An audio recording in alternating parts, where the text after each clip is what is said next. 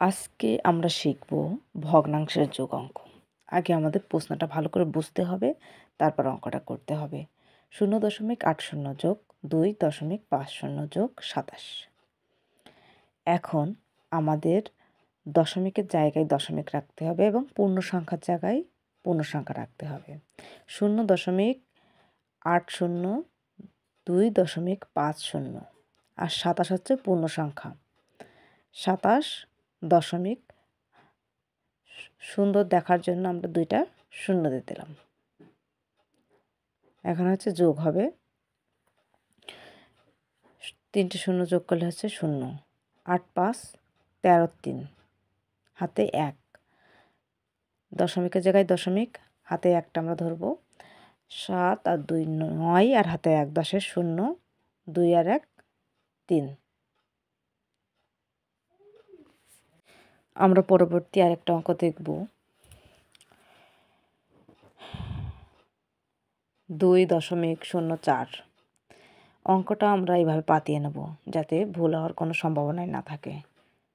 04 5 5.27 0.2। এখন আমরা আরেকটা শূন্য দিয়ে নিলাম যাতে দেখতেও অনেকটা সুন্দর লাগে।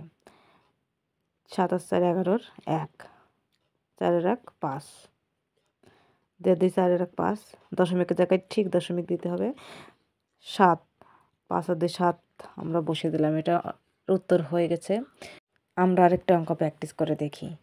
23.04 যোগ 5। 5 কিন্তু পূর্ণ সংখ্যা আর এগুলো কিন্তু দশমিক।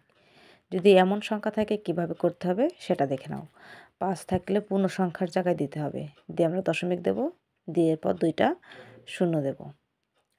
এরপর আছে 77.255 255। যেগুলো ঘর ফাঁকা থাকবে সেগুলো আমরা শূন্য দিয়ে পূরণ করে নেব।